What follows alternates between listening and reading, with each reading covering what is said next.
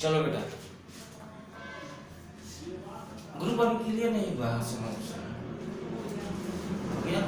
एक बार हम ग्रुप को समझा देते हैं कि एनालिसिस कैसे, टैली कैसे एनालिसिस करती है, क्योंकि ग्रुप के जब तक हम ग्रुप को क्लियरफाई नहीं करेंगे तब तक एनालिसिस हमारे समझ में एकदम सिंपल तरीका से, जहां आप लोगों को नहीं समझ में आएगा वहां सबसे पहले हम चलते हैं। यह हमारी क्या है, ट्रेडिंग। ट्रेडिंग है ना, व्यापार। ट्रेडिंग में व्यापार है, किसी भी प्रकार का व्यापार, ठीक है। तो उसमें सबसे पहले रिपोर्ट क्या मांगता है, बैलेंस शीट का।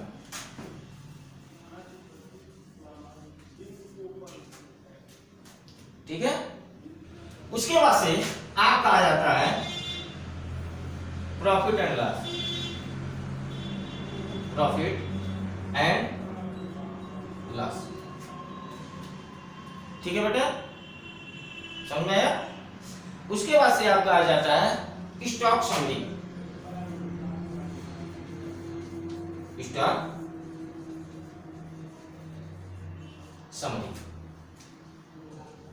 ठीक है। उसके बाद से आपका आ जाता है रेडियो एनालिसिस।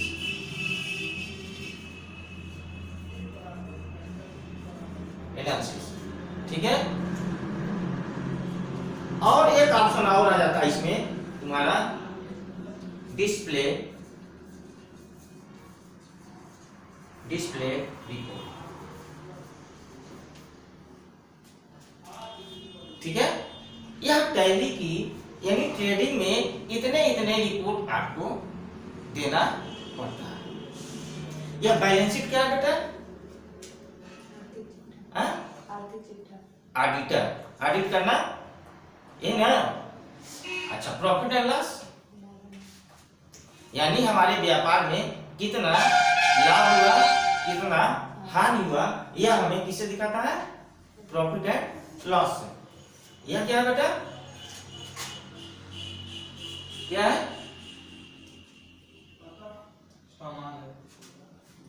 यानी हमारे स्टॉक में कितना सामान बचा हुआ है, यह इसकी समरी पूरा दिखाता है। ठीक है, रेडियो एनालिसिस, यह जिससे भी एनालिसिस होता है कि हमारे कितने सामान सेल हुआ है, कितना परचेज हुआ है, उससे हम एनालिसिस कर लेते हैं कि किस महीने में हमारा सामान कितना कम सेल हुआ है या ज्यादा सेल हुआ है। तो जिस महीने में हमारा सेल कम होता है उसको हम ज्यादा करने के लिए हम क्या करते हैं, कोशिश करते हैं, नई तकनीकी लगाते हैं। डिस्प्ले रिपोर्ट में भी बहुत सारे रिपोर्ट आते हैं। ठीक है, आप यह इतनी सारी चीजें आपको, और भी इसमें बहुत सारे ऑप्शन होते हैं। ठीक है, अभी तो आप समझ जाइए कि हमारा बैलेंस शीट जो होगा, बैलेंस शीट आएगा यानी जो हमारी ट्रेडिंग है। ठीक है, समझ आया बेटा, जो हमारा व्यापार है उस व्यापार को अगर टैली के माध्यम से करते हैं तो टैली जो होता है उसको क्या कर देता है, हमें यह रिपोर्ट प्रोवाइड करता है। ठीक है, समझ आया। अब यह रिपोर्ट कैसे हमारा फिल्टर करता है, फिल्टर होगा ना, फिल्टर कैसे करता है, तो उसका सबसे मेन जो काम होता है, जब हम लेजर क्रिएट करते हैं, लेजर क्रिएट करते समय जो हम ग्रुप होता है, ग्रुप के क्लियर, अगर हम ग्रुप के माध्यम से ग्रुप सही तरीके से जानते हैं और अपने लेजर को, ठीक है, अच्छे तरीके से बनाए हैं, तो यह सारी चीजें परफेक्ट तरीके से आती हैं। ठीक है, अब इसमें, अब आप लोगों को हमने बताया था कि एक प्राइमरी ग्रुप होता है और एक क्या होता है, सेकेंडरी ग्रुप होता है। ठीक है, यह मेरा व्यापार है बेटा, हमें इतने सारे रिपोर्ट्स की रिक्वायरमेंट है। ठीक है, इतने सारे रिपोर्ट की रिक्वायरमेंट है। अब हम डाटा इसमें जो देते हैं, डाटा देने का काम करते हैं ना, यह मेरा व्यापार हुआ बेटा, यह मेरा व्यापार हुआ ना। अब जो डाटा देने का काम हम करते हैं, ठीक है, हम किसके माध्यम से देते हैं? डेबुक के माध्यम से, डेबुक के माध्यम से देते हैं ना।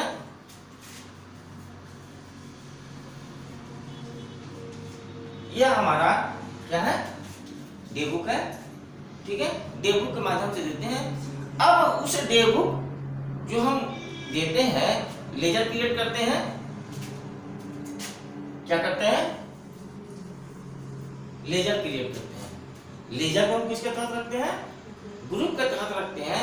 यानी इस ट्रेडिंग को शुरू करने से पहले और लेजर बनाने के बीच में जो संबंध कारक चीजें हैं वह है हमारा ग्रुप, जिसमें सबसे पहला तुम्हारा आता है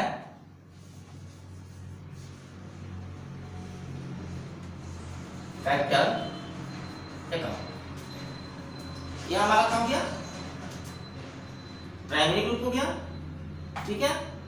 यह प्राइमरी ग्रुप जो हमारी कैपिटल अकाउंट है, यह इसका सब ग्रुप क्या है? यानी इसको जैसे इस व्यापार को समझने के लिए हम ग्रुप को समझ रहे हैं ना। और जब ग्रुप को समझ रहे हैं बेटा, तब हम इसका जो सब ग्रुप होता है वह रिजर्व एंड सरप्लस। तो रिजर्व एंड सरप्लस जो हमारा सब ग्रुप है, यह कैपिटल अकाउंट है। कैपिटल अकाउंट का मतलब पूरी तरीके से हमारी संपत्ति को दिखाता है। यानी यह जो surplus reserve and surplus group है, यह बहुत बड़े ऐसे फंड को दिखाता है जो हम बड़े इन्वेस्ट के रूप में काम करते हैं। अगर हम अपने व्यापार में बहुत लंबा इन्वेस्ट हम करते हैं, तब उसको हम रिजर्व एंड सरप्लस ग्रुप के अंतर्गत रखते हैं। और जब हम लेजर बनाते हैं तो उस लेजर को यहां से हम हटा दिए। अगर इस प्रकार का कोई फंड अगर हम निवेश करते हैं अपने व्यापार में, तो उसको हम क्या करते हैं? लेजर जब क्रिएट करते हैं तो रिजर्व एंड सरप्लस ग्रुप के अंतर्गत रख सकते हैं, ठीक है। उसके बाद से हम कहा वह आ जाता है किसमें? कैपिटल अकाउंट के तहत। और कैपिटल अकाउंट के तहत कहा जाता है? ट्रेडिंग में। और ट्रेडिंग में जब हम रिपोर्ट देखते हैं तो बैलेंस शीट जो हमारा होता है बेटा, बैलेंस शीट जो होता है हमारे बैलेंस शीट में वो दिखाता है, ठीक है, समझ में आ रहा है? अब दूसरा माध्यम क्या है?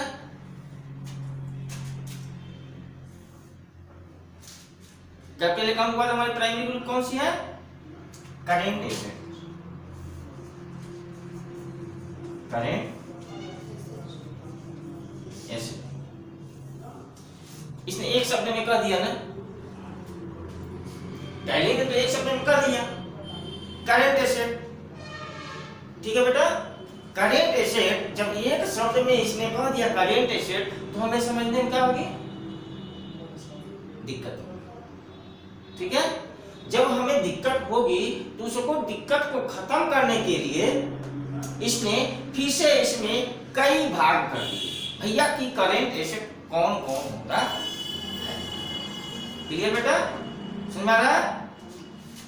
तो इसमें सबसे पहला जो आता है ये हमारी प्राइमरी ग्रुप हो गई। इसका जो पहला हमारा सब ग्रुप होता है, यानी वह मेरा कैपिटल अकाउंट है, वह है मेरा cash in hand. Cash in hand क्या कहते हैं बेटा? तो कैश इन हैंड उसको हम कहते हैं जो हम व्यापार में पूंजी को, व्यापार शुरू करने से पहले जो हमारी पूंजी होती है, उसी पूंजी को हम कैश इन हैंड कहते हैं। क्योंकि कैश इन हैंड अगर पास में रहेगा तभी हम बिजनेस को शुरू करने के लिए, कोई भी बिजनेस हो, छोटा बिजनेस हो या बड़ा बिजनेस हो, उसी में से हमारे खर्चे होते हैं। जैसे मेरे हाथ में 1 लाख रुपया है और 1 लाख रुपया मेरे पास आ गया, व्यापार करने के लिए मेरे पिताजी ने हमको दे दिया, तो उसमें से हम रूम लेंगे। जब रूम लेंगे तो उसका एडवांस देंगे ना, ठीक है बेटा। तो उसमें से खर्चा होगा। उसके बाद से हम क्या करेंगे? फर्नीचर उपलब्ध करवाएंगे। फर्नीचर उपलब्ध करवाने में भी क्या होगा? यानी रेक काउंटर बनवाएंगे ना, तो उसमें भी मेरा पैसा क्या होगा, लगेगा। तो यह कैश इन हैंड उसी को दिखाता है कि आप व्यापार करते समय कितनी पूंजी को क्या किए हैं, लगाए हैं या आपके पास है।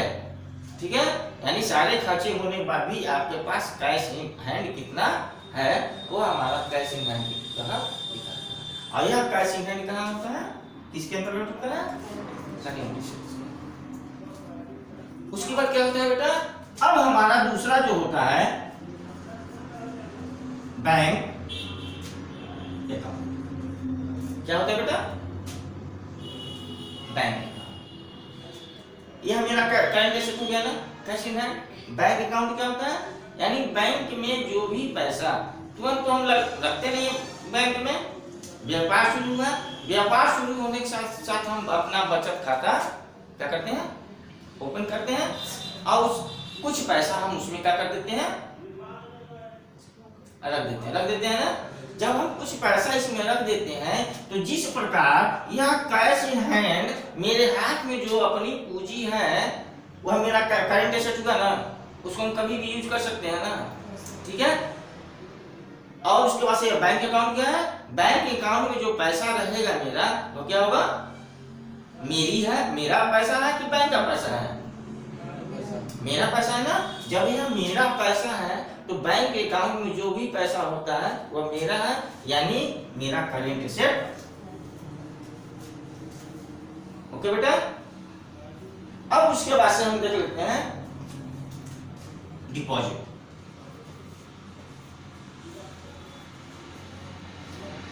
क्या होता है डिपॉजिट, एसेट।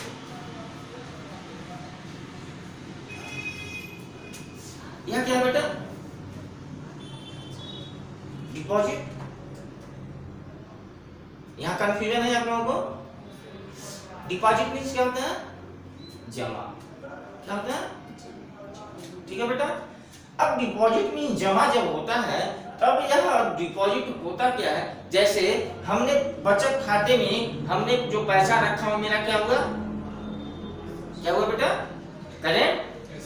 इस पैसे को हम कभी भी निकाल सकते हैं और कभी भी जमा कर सकते हैं। ठीक है, और यह डिपॉजिट वह होता है कि हम उसी बैंक में एनएससी ले लिए, ठीक है, या डाकखाने में हमने पैसा जमा कर दिया, किसान विकास पत्र के माध्यम से बैंक में हम फिक्स कर देते हैं। फिक्स होता है ना, फिक्स का नाम आप लोगों ने सुना है, ठीक है बेटा। जब फिक्स का नाम सुना है तो यह जो हमारी डिपॉजिट है उसी को डिपॉजिट कहा जाता है। जरूरत पड़ने पे इसको हम क्या कर सकते हैं, कभी भी हजा सकते हैं। बैंक के पास हम जाएंगे, कहेंगे भैया जो हमने आपको फिक्स किया है वो क्या कर चाहिए, हमको चाहिए। ठीक है बेटा। तो अब यह सब देखो कि जब हम लेजर बनाएंगे, बैंक में जब पैसा जमा करेंगे, ठीक है, जब बैंक में जब फिक्स हम जमा करेंगे तो उसका लेजर क्रिएट करेंगे ना, ठीक है। जब हम लेजर क्रिएट करेंगे, भाई लेजर का मतलब यह होता है कि हम कौन सा पैसा किस मद में कहाँ रखे हैं, ठीक है। तो समझ जाओ कि लेजर अगर आप बनाए डिपॉजिट का, किसका, डिपॉजिट का, तो कहां कहां कितना पैसा आपने जमा करके रखा है, ठीक है बेटा। इसके तहत आप डालेंगे लेजर के तहत, ठीक है। यह जो लेजर होगा डिपॉजिट का किसके ग्रुप में आ जाएगा, डिपॉजिट के, ठीक है बेटा। समझ आ रहा है, हमारे तरफ में देखो बेटा, इधर देखो, डिपॉजिट का हमने लेजर बनाया, ठीक है। अब यह समझो कि आप, यह आपकी कॉपी है, ठीक है। तो जहां जहां पैसा रखते हैं उसकी एक कॉपी पे मेंशन करते हैं ना, कॉपी मेंशन करते हैं, तो वही कॉपी यह है, लेजर जो है आपकी कॉपी है, ठीक है, वही है, ठीक है। तो डिपॉजिट का हम लेजर बना दिए। अब पूर्वांचल ग्रामीण बैंक में हमने 10,000 रुपए का फिक्स किया है, एसबीआई बैंक में हमने 5,000 रुपए का फिक्स किया है, पीएनबी बैंक में हम 2 लाख रुपए का फिक्स किए हैं, ठीक है, फिक्स किया है ना। तो वह जो होगा इस डिपॉजिट लेजर के तहत रखा जाएगा, ठीक है, उसमें हम लिखेंगे। और यह जो डिपॉजिट का लेजर है वह किसके अंतर्गत आएगा, डिपॉजिट ग्रुप के अंतर्गत आएगा। यह जो ग्रुप है हमारे करेंट एसेट के ग्रुप में आएगा। करेंट एसेट, यह करेंट एसेट कहाँ जाएगा, आपके ट्रेडिंग में, व्यापार में काम होगा ना। और जब आप इसकी रिपोर्टिंग देखेंगे, बैलेंस शीट खोलेंगे, ठीक है, तब इसमें दिखाएगा कि आपका, ठीक है, क्या यहाँ पे, ठीक है बेटा, अब यहाँ पे दिखाएगा कि आपका करेंट एसेट है, ठीक है। अब करेंट एसेट जब आप खोलेंगे तब वहां पे दिखाएगा कि आपके कैश इन हैंड में कितना पैसा है, क्लियर बेटा, बैंक अकाउंट में कितना पैसा है, ठीक है। अब बैंक अकाउंट में कौन कौन सा बैंक है, जब बैंक अकाउंट को जब हम इंटर करके खोलेंगे, ठीक है बेटा अरुण, जब बैंक अकाउंट को हम इंटर करके खोलेंगे तो यहाँ दिखाएगा SBI, जिस बैंक में आपका खाता होगा वह बैंक दिखा देगा कि ये बैंक, इस बैंक में आपका 50,000 रुपया है, ठीक है, इस बैंक में आपका 1,25,000 रुपया है और PGB में आपका खाली 10,000 रुपया है। इसको टोटल करके कितना हो गया बेटा, जितना भी टोटल आएगा यहाँ पे बैंक अकाउंट के सामने यहाँ पे अमाउंट पूरा क्या करेगा, शो करेगा। जब उसको खोलेंगे तो यहाँ पे आपको क्या करेगा, दिखा देगा। समझ में आ रहा है बेटा। अब इसके बाद से क्या आता है बेटा, कैश इन हैंड में loan and advance, loan and, दोबारा बताने का मतलब यह है कि आप लोग इसे जो टैली आपको हम बता रहे हैं, टैली का इस जो सीनियोग्राफी हम देखते हैं वह सीनियोग्राफी आपका यह है, और उसको एंट्री हम कैसे, टैली कैसे लेता है इसके तहत लेता है और हम लेजर क्रिएट करते हैं, ठीक है बेटा, समझ। Loan and advance, loan and advance क्या है बेटा, तो लोन एंड एडवांस भी अगर हम कहीं से लेते हैं पैसा, लोन में लेते हैं या फिर एडवांस में लेते हैं, तो उस पैसे को भी, वह मेरा क्या हुआ, करेंट एसेट हुआ। अगर किसी भी प्रकार का हम लोन ले रहे हैं, अपने लोगों से लोन ले रहे हैं या एडवांस में ले रहे हैं, सपोज करो कि मेरा बिजनेस है, ठीक है, मैं अपने बड़े भाई से या बड़े किसी भी कजिन से, रिलेटिव से हमने पैसा लिया ना, तो उस पे इंटरेस्ट लेंगे वह नहीं लेंगे, लेकिन मेरे ऊपर लोन हुआ ना कि हमने अपने बड़े भाई से इतना रुपया क्या लिया है, लोन लिया या एडवांस में लिए हैं। तो अगर हम अपने भाई से भी या अपने पापा से या अपने किसी रिलेटिव से भी लेते हैं तो उसका हम क्या करते हैं, लेजर क्रिएट करते हैं, ठीक है। लेजर में क्या देंगे बेटा, लेजर में क्या देंगे, नाम देंगे। सपोज करो कि मेरे भाई जो है उनका नाम मोहन है, ठीक है, क्या नाम है, मोहन है, मेरे बड़े भाई का नाम क्या है, मोहन है। तो मोहन से हमने कितना पैसा लिया, 5,000 रुपया लिया या 10,000 रुपया लिया या बड़ा अमाउंट लिया, ठीक है। तो मोहन के नाम से हम लेजर क्रिएट करेंगे, ठीक है बेटा। और उसके अंडर में जब होगा, अंडर में हम क्या डालेंगे, किसके तहत डालेंगे, लोन एंड एडवांस के तहत डालेंगे। यह लोन एंड एडवांस हमारा करेंट एसेट है, यह करेंट एसेट यहाँ पे तुम्हारा करेंट एसेट में फिर से तुमको दिखा देगा, यहाँ पे लोन एंड एडवांस। तो लोन एंड एडवांस का अमाउंट जब यहाँ पे 5,000 रुपया दिखाएगा, अगर हम 5,000 रुपया लिए हैं तो 5,000 रुपया दिखाएगा बेटा, ठीक है, समझ में आ रहा है। तो जब 5,000 रुपया वहां दिखाएगा तो तुम खोल के देखोगे ना, तो जब इसको ओपन करके देखोगे तो तुरंत यहाँ दिखाएगा कि किससे लिए हो, मोहन से लिए हो, कितना 5,000 रुपया। अगर किसी और से भी लिए रहोगे, अगर 10,000 रुपया लिए हो तो यहाँ पे दिखाएगा तुमको कितना 15,000 रुपया दिखाएगा। और नीचे राघव है, राघव से लिए हो तो यहाँ पे राघव के जिम्मे 10,000 रुपया दिखाएगा।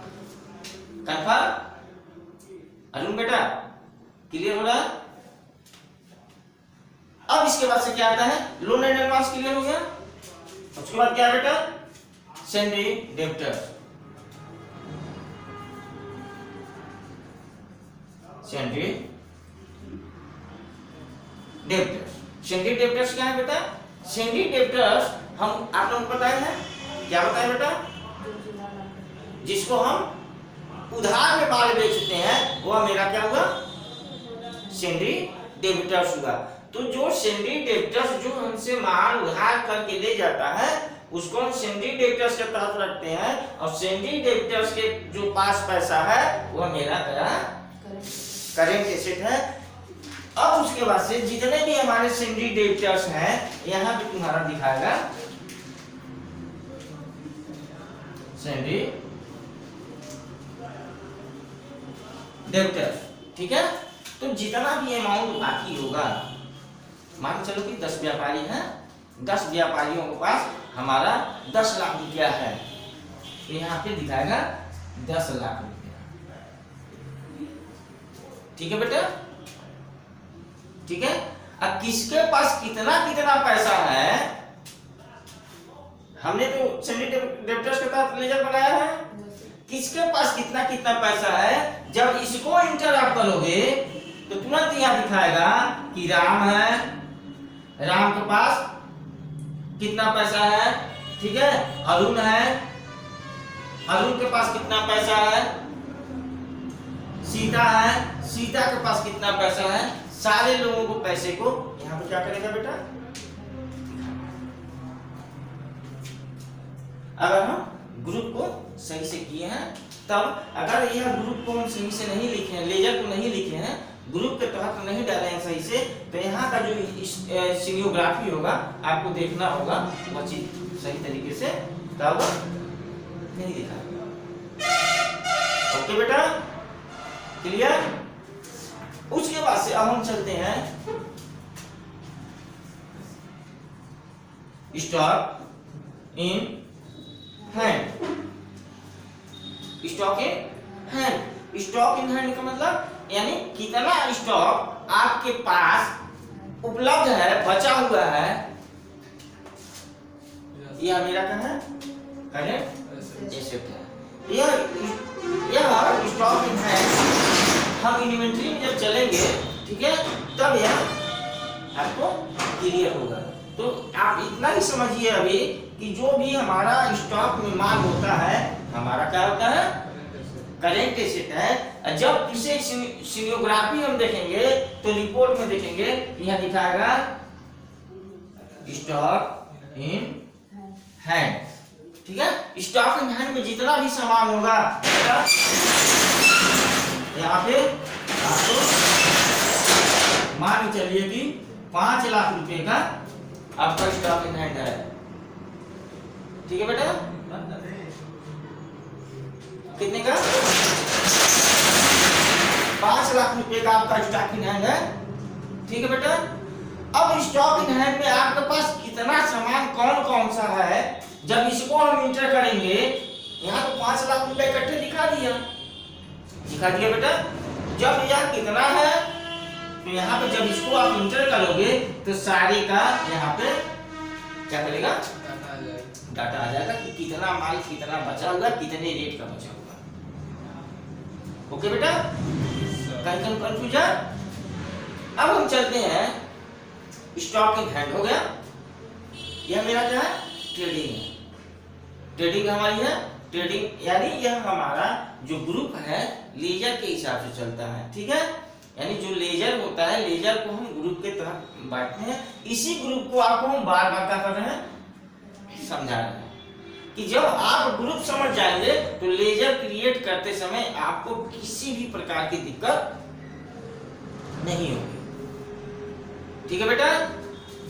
उसके बाद से आता है हमारा, यह मेरे करंट एसेट का डिटेल हो गया।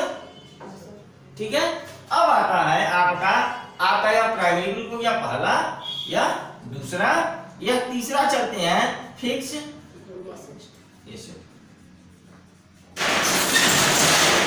क्या लग रहा है कि